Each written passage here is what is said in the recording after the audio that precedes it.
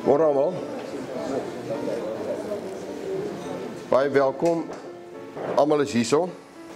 Dis 'n kosbare oggend. Dit is baie kosbaar om julle te sien. Die seisoen draai vinnig. Dit word skielik weer donker.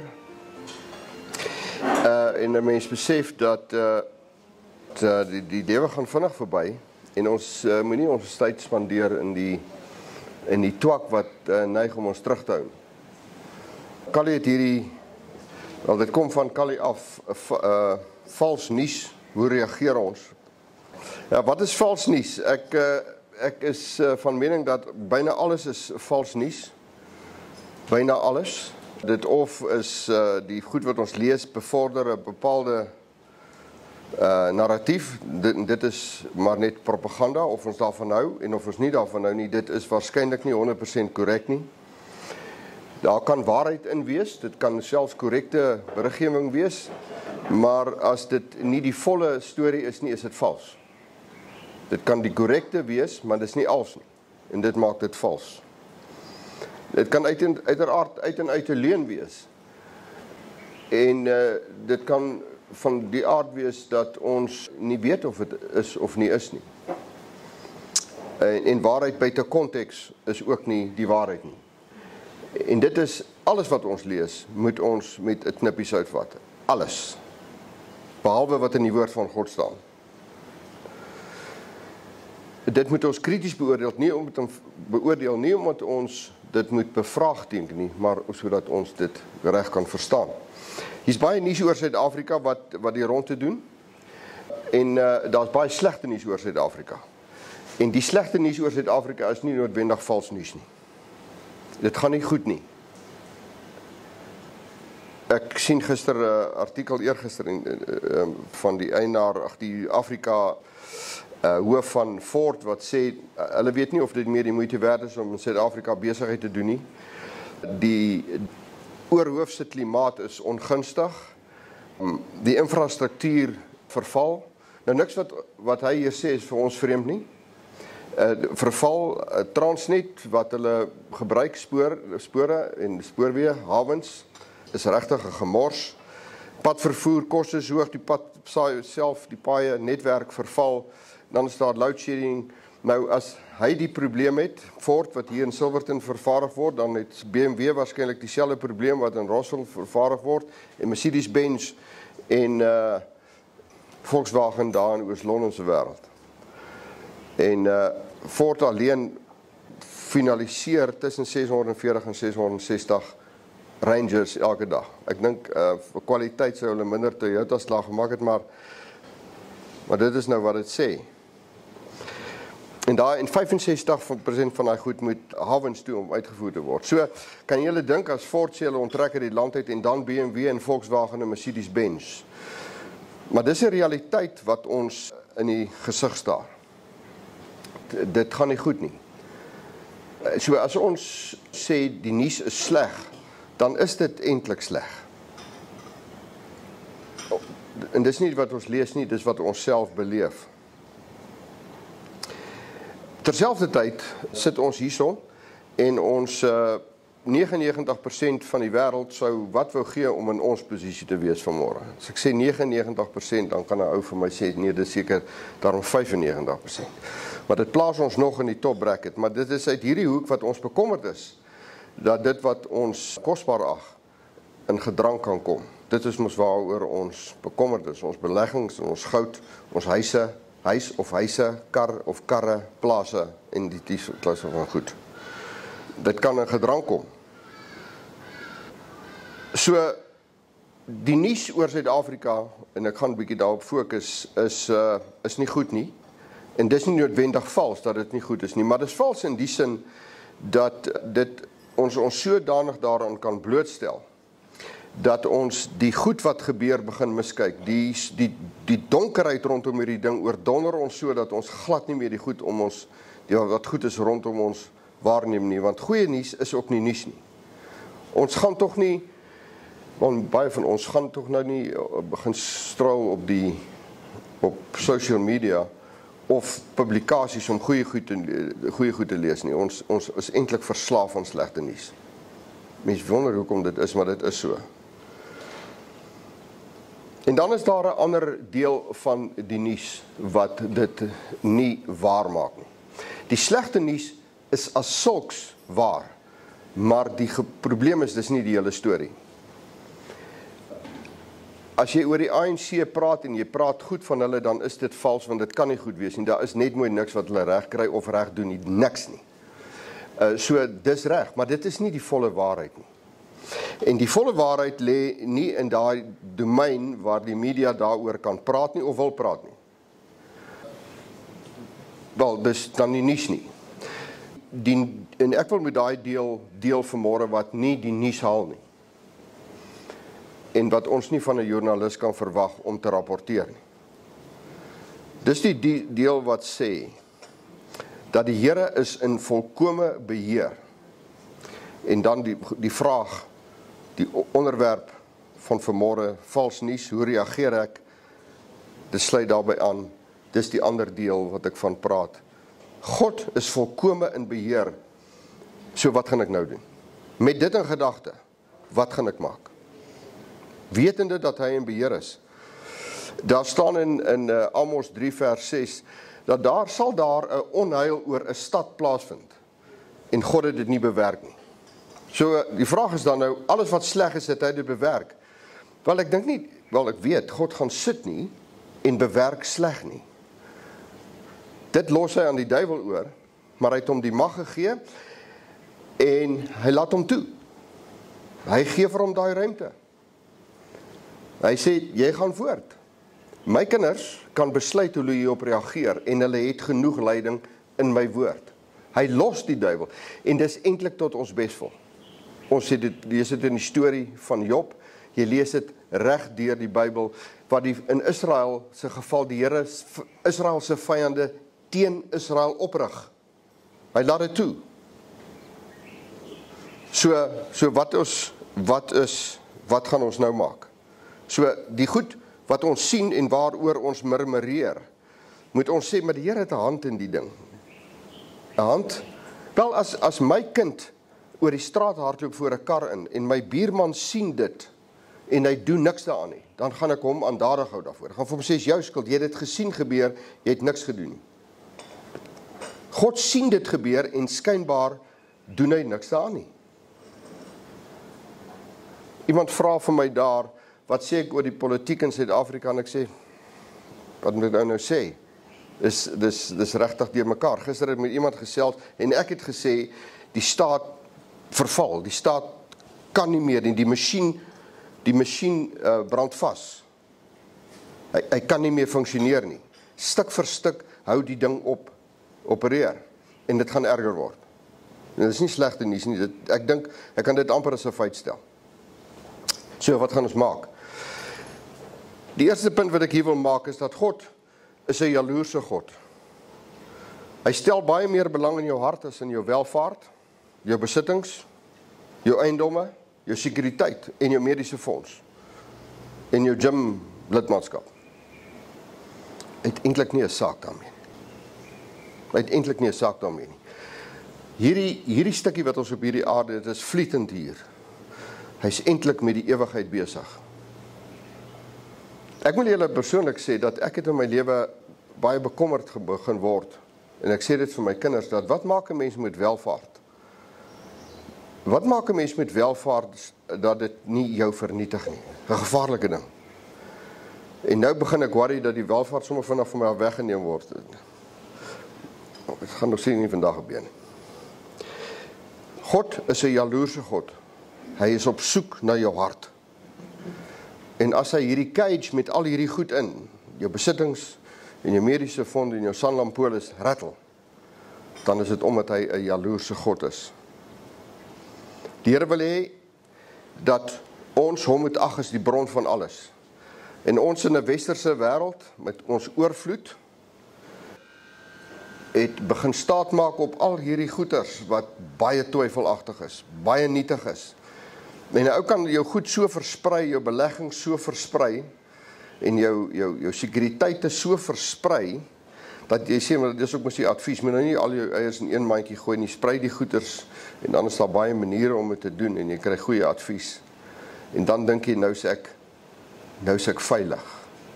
En dan word daai cage net so 'n bietjie geruk, en jy sien nou dat hierdie goed so deur hierdie horkies tuimel. En jy sê, Here help my, en hy sê, ek is besig om jou te help. Maar hy sê, maar nie so nie, hy sê, ek help so. Dis hoe ek help, ek is agter jou hart aan. Die Here sê vir die Jode, die Israeliete, nou ons is nie die Israeliete nie, Israel is Israel. As die Here praat met Israel as 'n volk, praat hy met Israel as 'n volk. Praat nie met Afrikaners nie. Israel is baie spesifiek.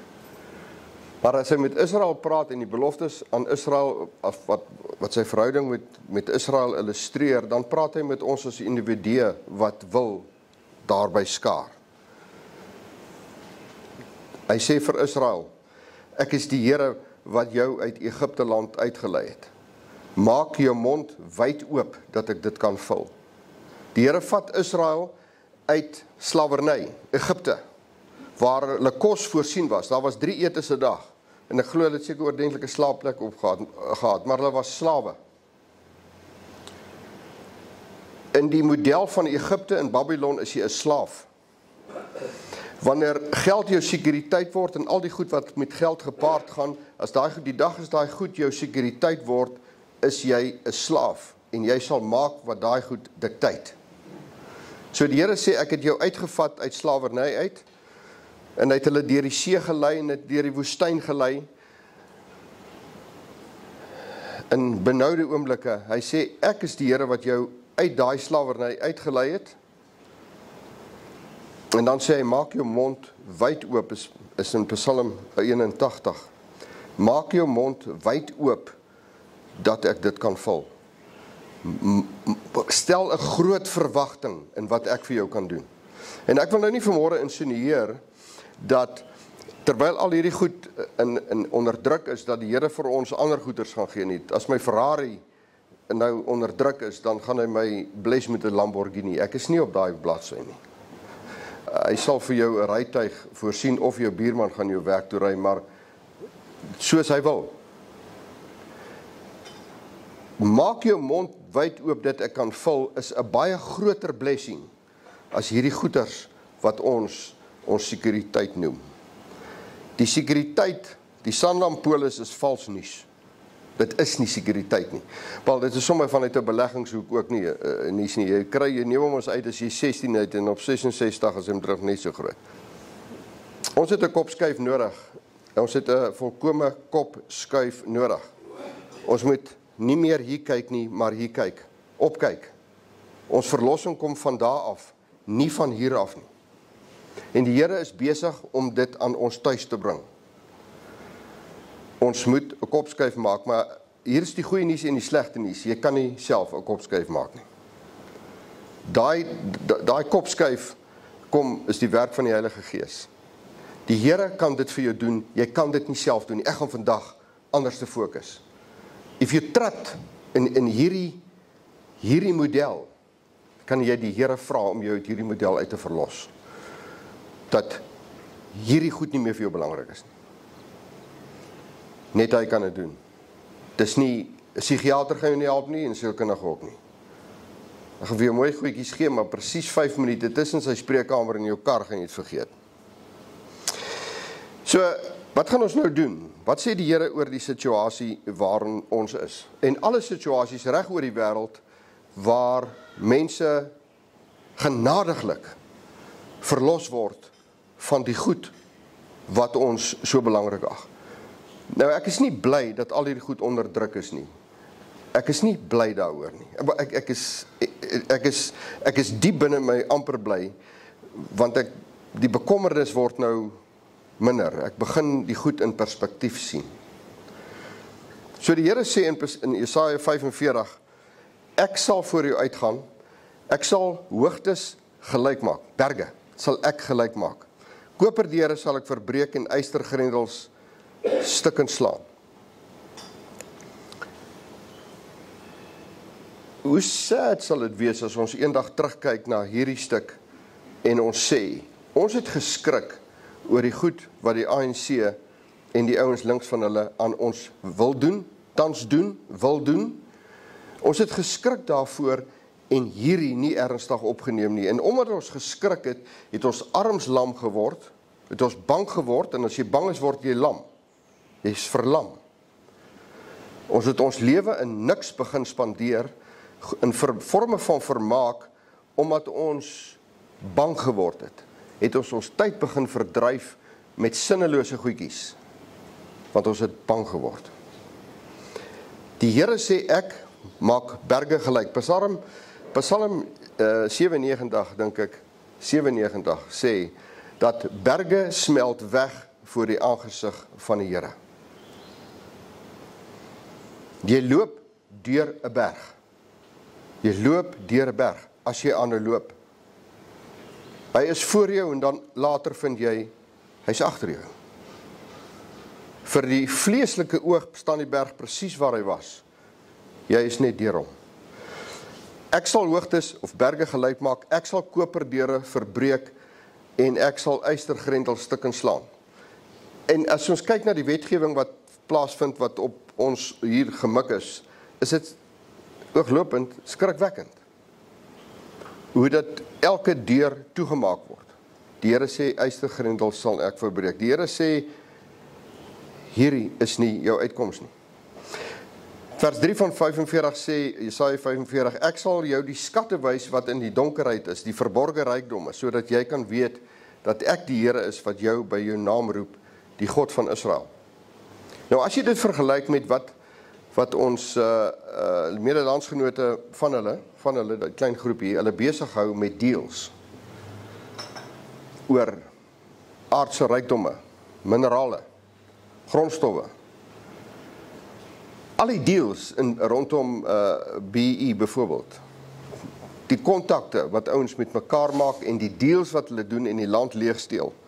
Die Here sê, moet jou nie daaroor besorg nie. Ek sal jou die skatte wys wat in die donkerheid is. Die skatte wat nie met die oog gesien kan word nie, wat verborge is vir die vleeslike vorm van sien. Ek sal vir jou skatte wys wat net geestelik gesien kan word. En dan sal die gees van die Here vir jou wys. Verborge rykdomme. Dit is nie in tel, die verborge rykdomme kan nie verhandel word in hierdie steelmodel waarin ons beleef nie. En ons moet ons nie daaroor ontstel nie. Ons moet daarin iets doen as ons kan, as dit op jou pad lê. Maar dit moet jou nie ontstel nie, want dit mag gaan soek hierdie ding. En dit word in Christus gevind, dis verborge rykdomme. Dit word daar gekry.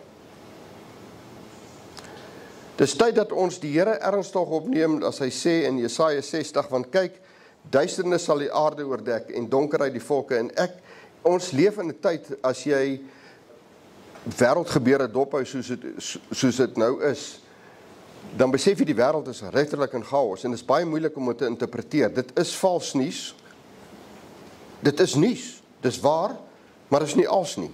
Ons kry nie perspektief op die goed nie, daarom wat jy lees.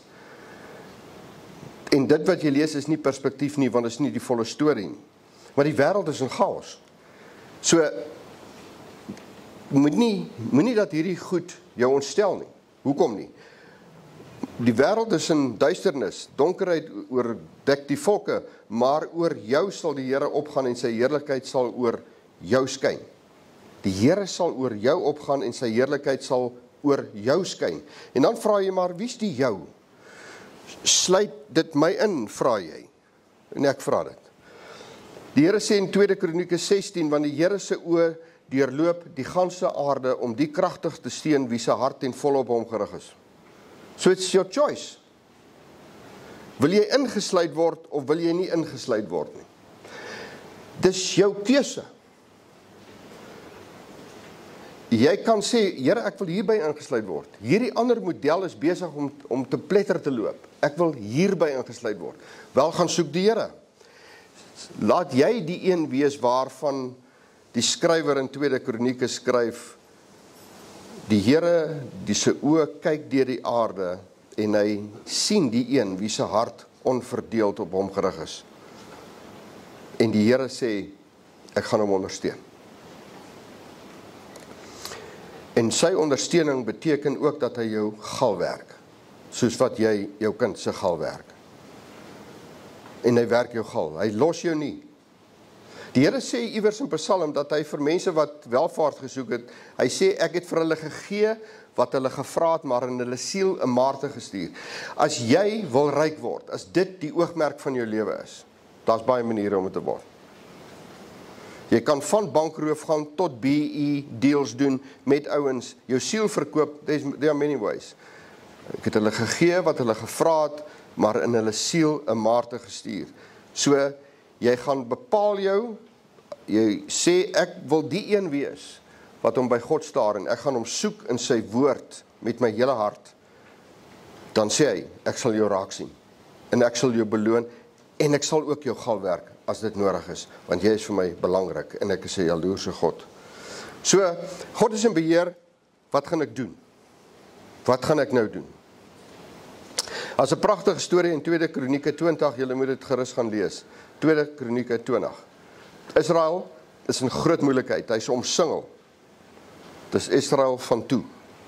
Hy is omsingel van volke. Nou, dis nie, dis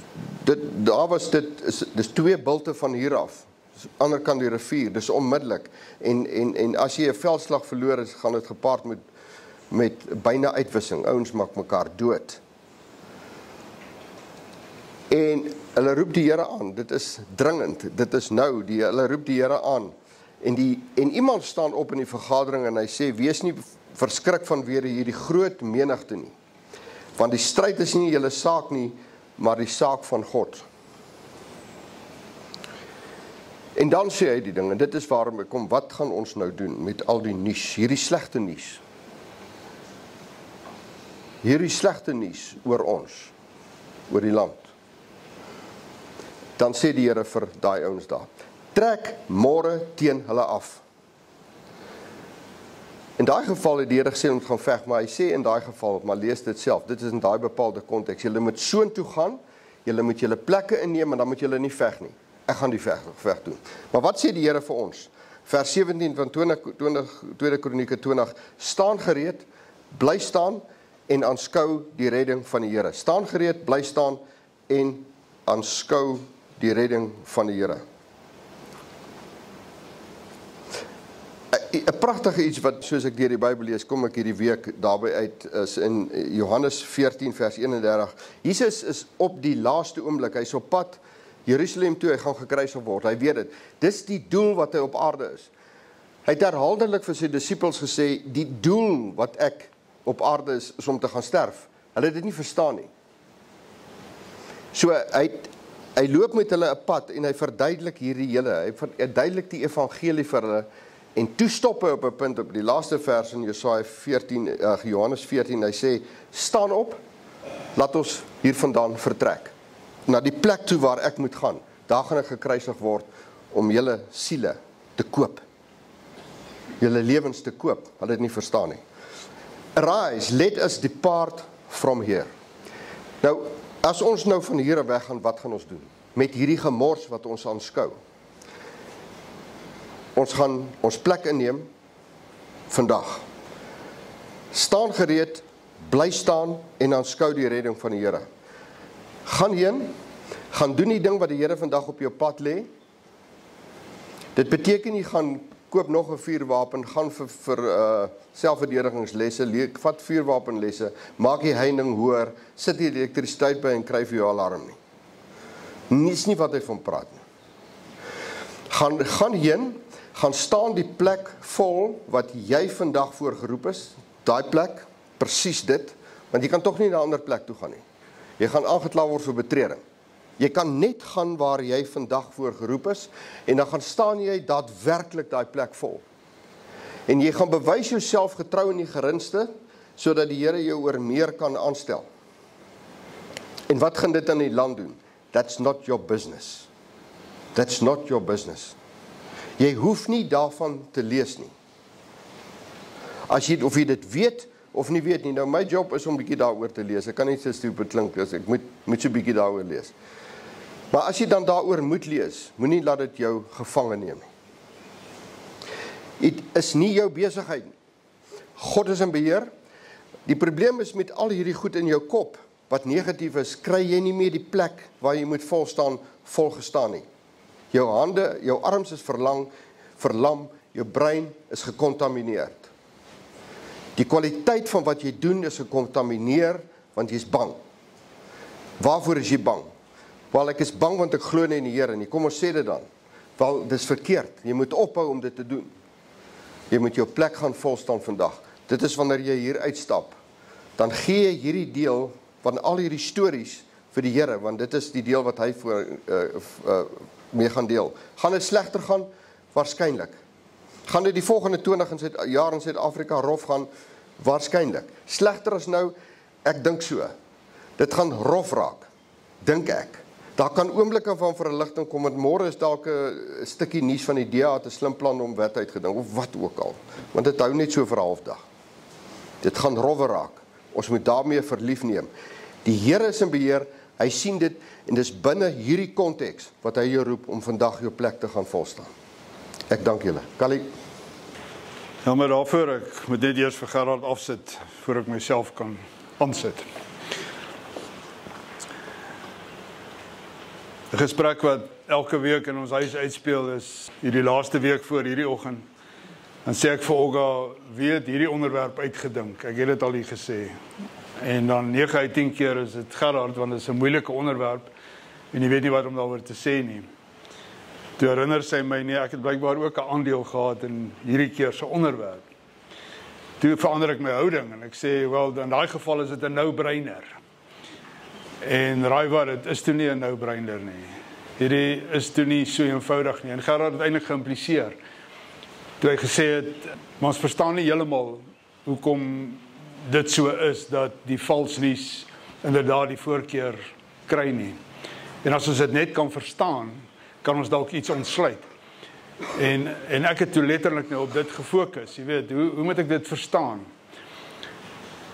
Ek sien so sosiale media dingetjie van Albert Einstein. Einstein het al baie goed gesê wat hy nie gesê het nie, maar hier's 'n nuwe een. Hy sê, I'm afraid of that day when people will post quotes with my name, which I never said. En die vraag vir julle is hierdie waar of is dit nie waar nie? En die antwoord is, dit is nie waar nie. Maar as jy dit lees, dan glo jy mos nou, maar dis wat Einstein gesê het, want dit is eintlik baie skerp, is dit nie? En dis presies ons dilemma. Hoe aktueel is hierdie tema? Vandag nog. Ek onthou 'n tyd wat ek 'n student was by RAI in nasionale strategie.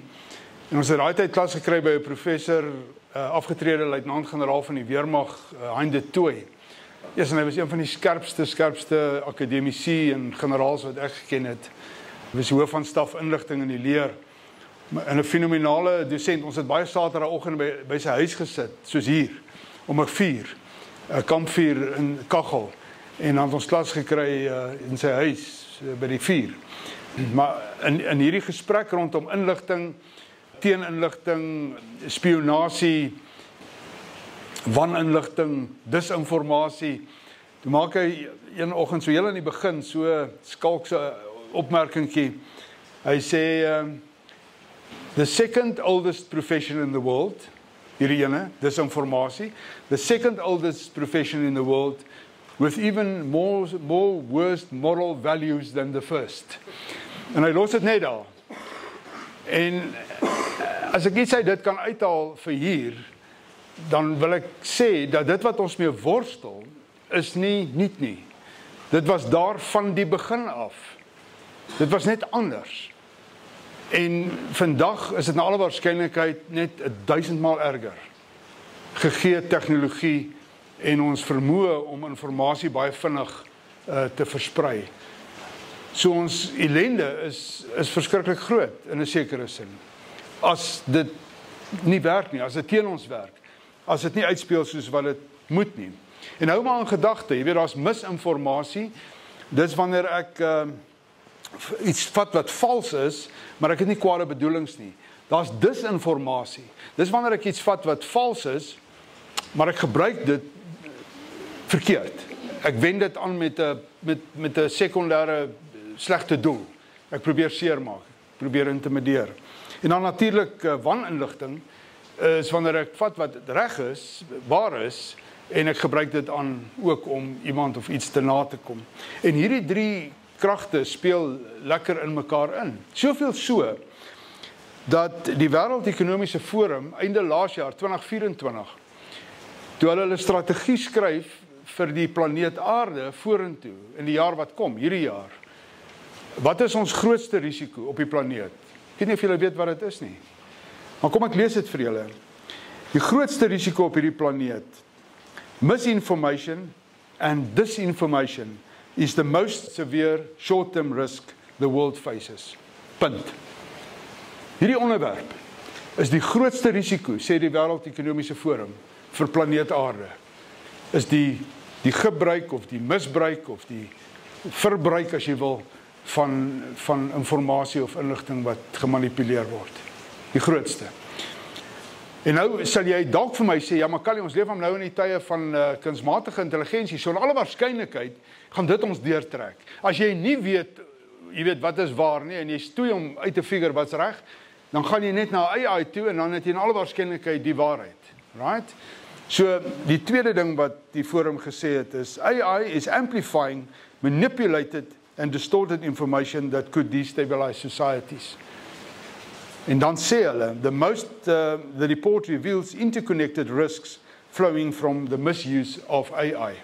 Net vir interessantheid, 2023, ek het 'n bietjie gelees hierdie week oor hierdie slagveld. Ek kon nie 2024 se statistiek kry nie, maar volgens NewsGuard is wat NewsGuard doen, hy volg vals nuus tuistes. Met ander woorde, webtuistes wat vals nuus akkommodeer. Maar vanuit 'n AI perspektief.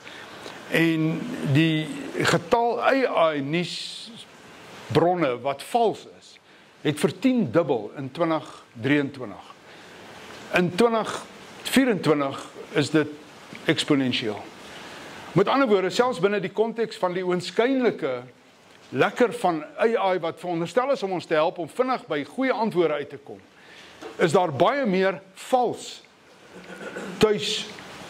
tuistes, as jy wil, as wat die waarheid op die tafel sit. En ek en jy weet dit nie eers nie. Ek meen, ek vra in goeder trou vir die waarheid. En ek sal nie weet of dit wat ek vir wie ek vra, noodwendig die waarheid is nie.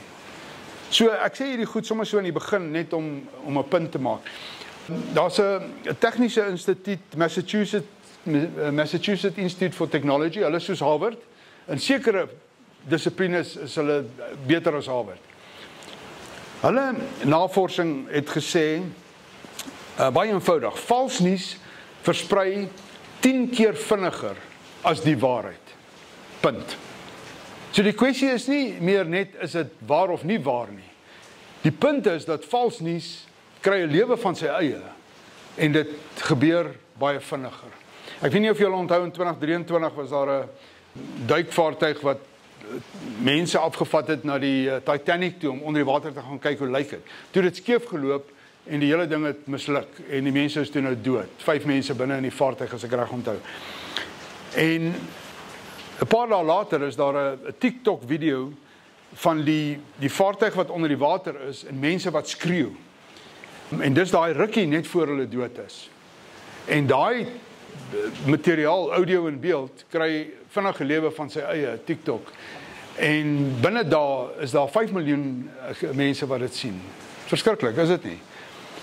En dis die einde van hulle, en nou kan jy dit sien, en dis hoe dit was, en dit is die waarheid. Die interessante is, net in daardie geval, en ek gebruik dit net as 'n voorbeeld, was dit toe nie dit nie. Dit was 'n namaaksel, uittreksel van 'n videospeletjie wat jy gesien het. En die videospeletjie se naam is Five Nights at Freddy's. En in die videospeletjie is daar mense wat in 'n tuig is, en dan gaan hulle dood en hulle skree. En dis wat jy na kyk. Dis nie die punt nie. Dis feit met ander woorde, né? Maar dis nie die punt nie. Die punt is, terwyl die waarheid parallel loop van wat het regtig daar gebeur en wat was die omstandighede, en daar's die ander nuus, is daar hierdie nuus, en dit hardloop, ek wil nou amper sê 1000 maal vinniger as die ander nuus. En daar is ons dilemma. So, dit antwoord nog niks op my vraag, hoe verstaan ons hierdie goed en hoe kom ons daar uit nie? So, wat sal maak dat vals nuus 10 keer vinniger loop as die waarheid? Wat is dit? Hoe moet ons dit verklaar? So, dis 'n no-brainer, sê ek vir Olga. Toe kom ek agter, nee, dit is 'n breiner. Want dit het te doen met die voorste deel van jou brein, en die meer prefrontale deel van jou brein, dis waar hierdie goed uitspeel. Dink aan hierdie deel van jou brein as die kontrolekamer. Met ander woorde, dis waar die amygdala tuiskom, die een wat vrees hanteer, dis waar die hippocampus tuiskom, dit wat jou geheue, dit wat jy onthou, moniteer. Maar dis ook daardie deel van die brein met 'n paar komponente wat die plek is van rede en analysering en probleemoplossing en emosie. Dit gebeur alles daar. Een beheerkamertjie en alles gebeur tegelyk daar. Maar die vraag dan is vir daai deel van die brein, maar hoe werk vals nuus dan binne in daai omgewing? Nou ek is nie 'n student van hierdie goed nie. Ek leer myself soos wat ons hier met mekaar praat. Elkeen van ons het bepaalde vooroordele. Die Engelse woord sou wees biases, né? Ons het vooroordele. Ek het my voorkeure van dit waarvan ek oortuig is, dit wat ek in glo. Almal van ons het bepaalde vooroordele. En dis 'n kognitiewe prosesse wat jou denke beïnvloed en wat jou toelaat om 'n oordeel uit te spreek, om probleme op te los en 1000 ander goed.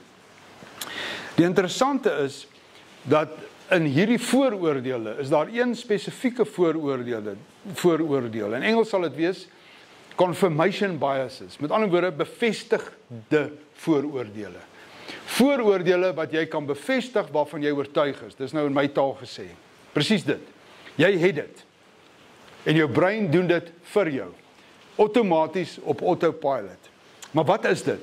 Dis 'n natuurlike geneigtheid, luister fyn, dis 'n natuurlike geneigtheid om inligting te soek en te gaan haal. En dan so te interpreteer, sodat jy dit wat jy reeds glo en reeds van oortuig is, kan bevestig. So net soos die amygdala deel van jou brein, wat die ou amygdala wat jou beskerm, om deur onder andere jou vrees vergoed, sodat jy nie onnodig seer kan en onsself onnodig blootstel nie, doen die brein hierdie ding ook.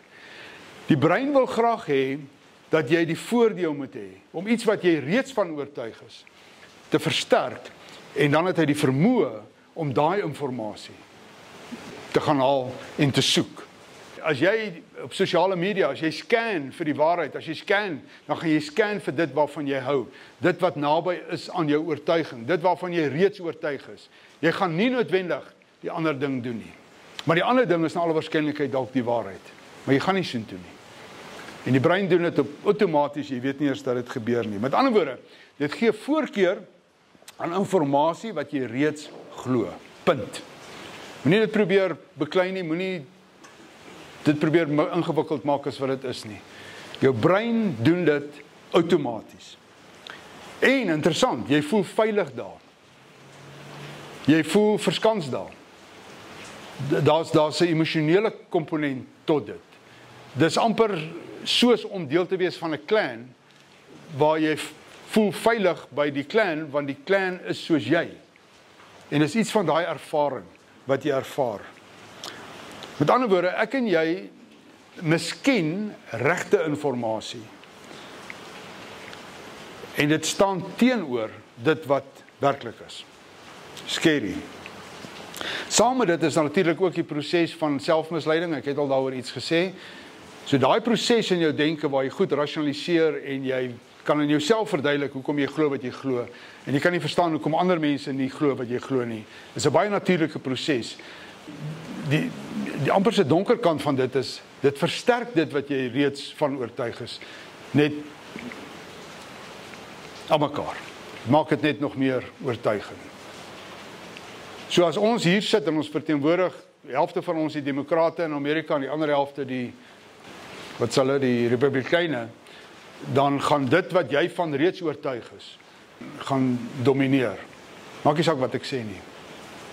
En die feite wat ek met jou deel, gaan nie noodwendig jou verander nie.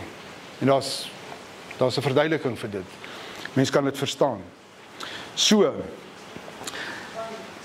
Jy doen hierdie onbewustelik en jy neem ook besluite en jy oordeel en beoordeel ook op grond van dit. Ek gaan dit nou weer sê, want het my 'n week gevat om in te sink en dalk is ek net nie so skerp soos julle nie, maar hoor dit net weer. Ons is geprogrammeer om te glo wat ons wil glo, nie teenstaande die feite. Dis jou voorkeurtoestand. Jy's geprogrammeer vir dit. Mense, hierdie is navorsing, mense glo vals nuus. As dit inpas by my reeds gevestigde oortuiging, dan glo hulle vals nuus 75% meer as die waarheid. Met ander woorde, as die waarheid daar is, en hier is die vals nuus, omdat ek reeds oortuig is van dit wat oënskynlik vals is, glo ek dit as die waarheid 75% meer. So dit word letterlik jou waarheid. En jy is daarvan oortuig. En ons floreer op daardie informasie waarvan ons oortuig is. En dis hoekom, ironies ook al, feite gaan nie noodwendig jou verander nie. Ek het baie keer in my fasilitering van besighede gesê, ek kan julle ongelukkig nie in 'n ander spasie in praat of preek nie. Sad, ek wens ek kon. Maar ek kan jou in 'n ander spasie in speel. En dan ek speel verduidelik. Ek kan 'n ervaring skep waar ek jou heel brein deel maak van 'n proses waar jy gekonfronteer word met alternatiewe. En in die alternatiewe is daar nuwe moontlikhede. En vanuit daai moontlikhede kan ons dalk by 'n nuwe waarheid uitkom. En as jy daai skuif gemaak het, as jy dan tot nuwe oortuiging gekom het, dan kan ons hierdie besigheid verander. Maar nou dink ek anders. Ek dink anders oor my leierskap, ek dink anders oor my bestuurstyl, ek dink anders oor my bestuursprosesse, ensovoorts. 2004, praat ek lank, of is die ontbyt net betyds? Julle kan eet, hoor, ek gaan aanhou praat, vinnig net, maar dit verduidelik het nog nie heeltemal nie, kom ek verduidelik het bietjie beter. 2004 doen hulle navorsing, baie spesifiek tydens die era van Bush en Kerry, Republikein en Demokraat. In die navorsing het hulle groep, hulle deel hulle in twee. Die helfte van die groep is die een kant se aanhangers, die ander groep is die ander kant. Right. Toe hulle vra, wat dink julle van die onderhoud? Die twee kandidate praat nou teen mekaar. Toe sê die ouens wat aan Bush se kant was, Bush was beter, en hier is wat die ander ou mee gegly het. Die ouens aan die Kerry kant sê, Kerry was beter, en hier is waar Bush gegly het aan die ander kant. Presies wat ek nou nog heeltyd vir julle probeer sê. Jou brein sal net dit waarvan jy reeds oortuig is vat, en dit nog sterker maak, ten spyte van die getuienis. Want dit was mos nou nie noodwendig dieselfde nie. Right. Maar toe het hulle 'n ander ding gedoen. Terwyl hulle dit doen, het hulle breinskanderings gedoen.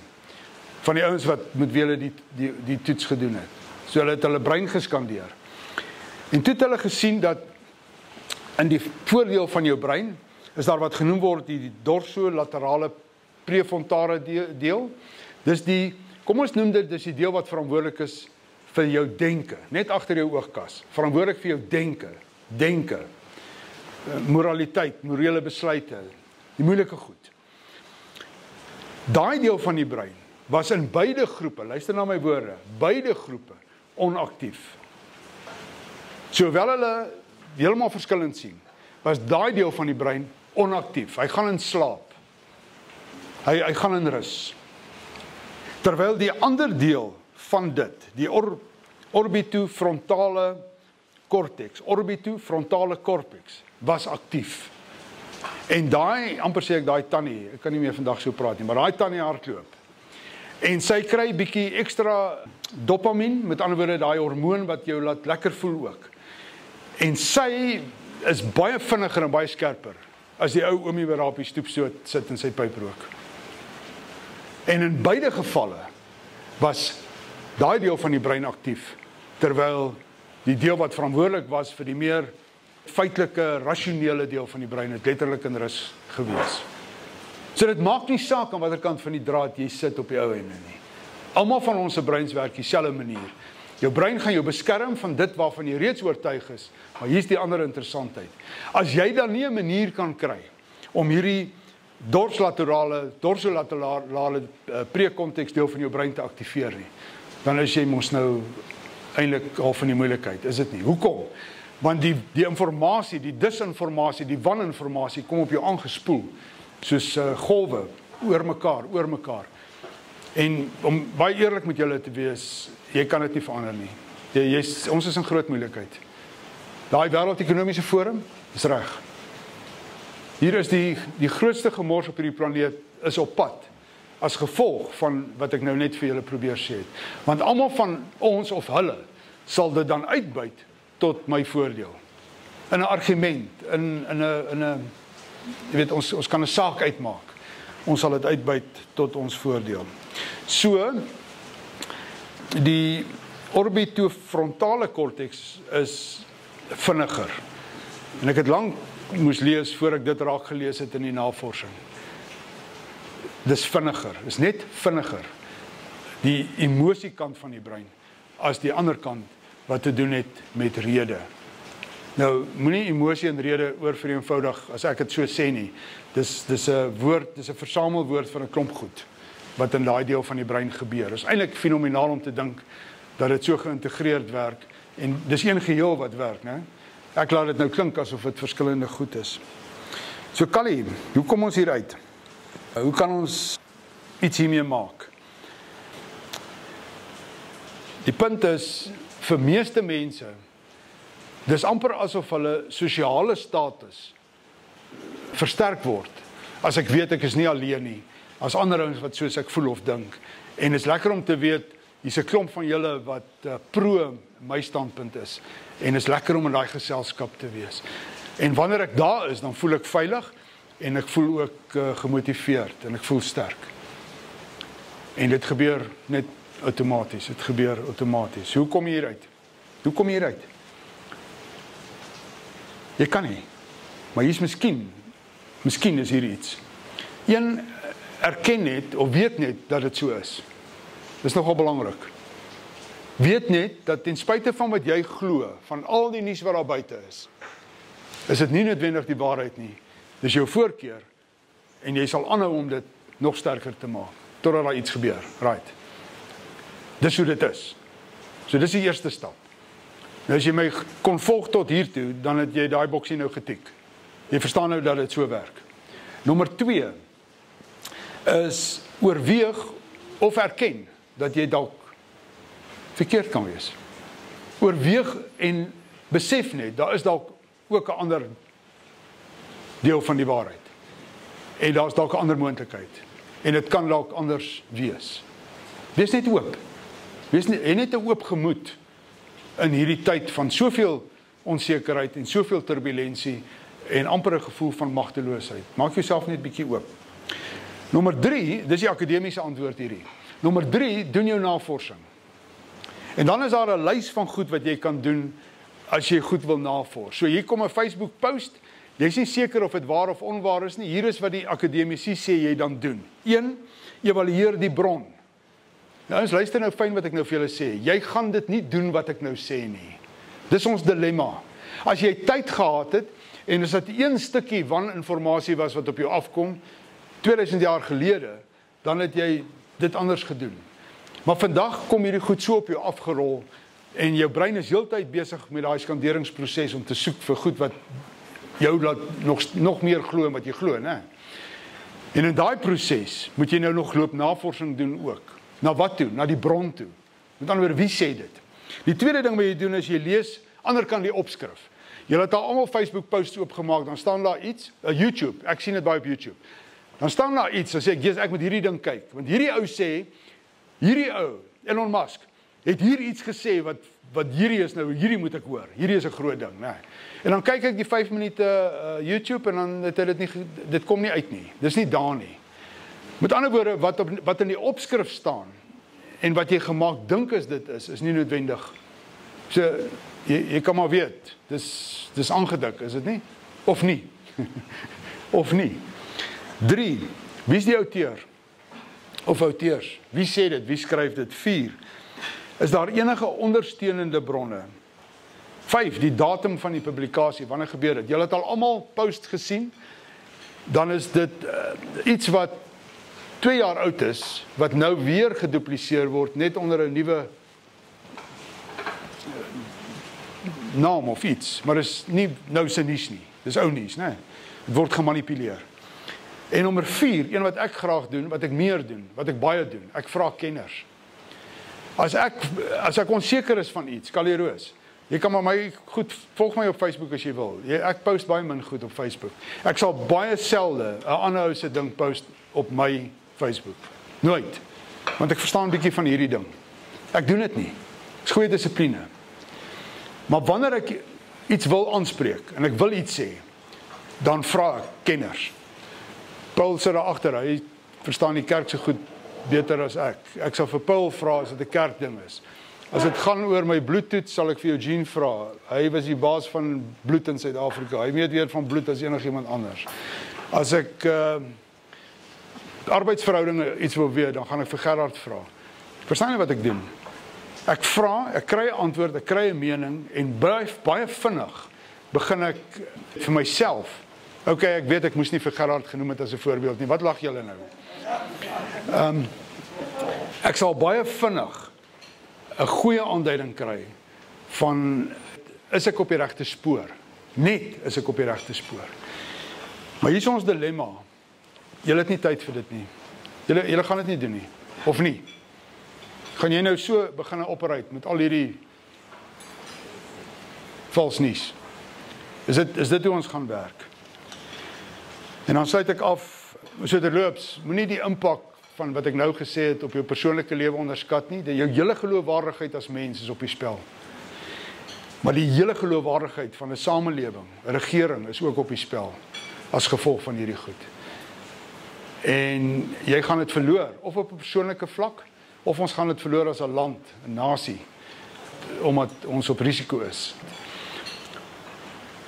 So, ek het heel aan die einde gister, toe tik ek hier in weer Romeine 12 vers 2. Moenie dat hierdie huidige tydsgees wen in julle lewe nie. Moenie dat dit julle gedrag bepaal nie. Laat toe dat God julle manier van dink verander en nuut maak, dan sal julle kan onderskei wat die wil van God is. Julle sal weet wat goed is in sy oë. Julle sal weet wat maak God se hart regtig bly. Julle sal ook weet wat is reg en volmaak in sy teenwoordigheid. Maar die deel wat ek wil onderstreep, is dit God wat aan die werk is, Romeine 12, Paulus, of is dit ons en die Here? En dis baie duidelik uit hierdie teks uit en ander tekste, dat dit ek is wat 'n verantwoordelikheid het. Ek het 'n verantwoordelikheid om God toe te laat, om my te oortuig en te help met die waarheid. Ek het 'n verantwoordelikheid. So al die vorige goed wat ek gesê het, daai akademiese antwoord, dit is jou verantwoordelikheid. Jy kan nie net jou rug draai op hierdie dilemma wat ons het nie. Elkeen van ons het 'n verantwoordelikheid in die samelewing om hard te werk sodat ons meer die waarheid by uitkom as om net slagoffers te wees van die vals nuus. Onthou nou wat ek vir jou gesê het. Jou brein gee voorkeur aan die vals nuus. Ek is jammer daaroor. Maar dis hoe ons gemaak is. En daar's 'n goeie intensie daar. En dis om jou weer eens gemaklik en veilig te laat voel en goed te laat voel. Dis deel van 'n sosiale struktuur of netwerk. Dit is eintlik lekker om te weet ek is nie alleen in my storie nie. Maar daar's 'n groot risiko daar. En jy's 'n slagoffer van dit. As jy die ander kant van jou brein wil opstaan, die kant van rede, dan moet jy 'n bietjie harder werk. En jy moet meer doelgerig daar speel. Ek dink ek het die antwoord gevind vir myself, gewoon in my fasilitering van besighede. Wat ons gedoen het meer as enigiets anders, en ek deel dit graag met julle. As jy vir my vra, wat is die een groot ding wat jy gedoen het om besighede, mense te kry om anders te leef, anders te doen, het ons situasies geskep waar ons ouens buite hulle gemaksone gekonfronteer het met alternatiewe, dan toegelaat vir refleksie, en vanuit die refleksie nuwe waarheid, nuwe intrinsieke waarhede gevorm of laat vorm, deur toe te laat dat die onderbewuste nuwe inligting waar maak vir jou. Met ander woorde, jou denkraamwerk skuif op iets waarvan jy oortuig was, na iets anders toe. En die manier wat ons dit gedoen het, en nog steeds doen, is om die konsep van dialoog, van gesprek, te fasiliteer. Die Griekse woord dialoog, dialogos, dis baie ouer as die Grieke, maar dis die vermoë van 'n groep soos hierdie, om op 'n ontbyttafel te sit, en net spontaan te praat, vir insig, en vir verstaan. That's it. Met ander woorde, ek is nie in 'n wen-verloor gesprek met jou nie. Ek is nie in 'n argument nie. Maar ek deel graag met jou dit wat ek ervaar het, dit wat ek gesien het. En wanneer ek dit in die vuur sit, of wanneer ek dit in die middel van die ontbyttafel neersit, kan iemand dit optel as hulle wil. So is nie wen-verloor gesprekke nie.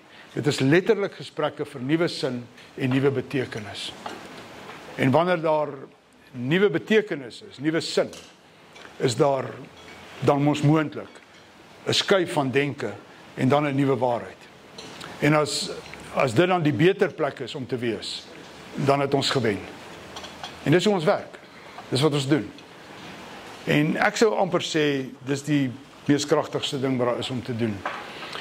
Jou lewenstyl vat jou nie soontoe nie. Jou lewenstyl vat jou weg van dialoog af. Alles wat jy doen in jou lewe, maak dat jy nie oorlosie tyd het vir gesprek om 'n kampvuur met mense, sodat jy nuwe insig ook kan kry, deur net daar te wees nie.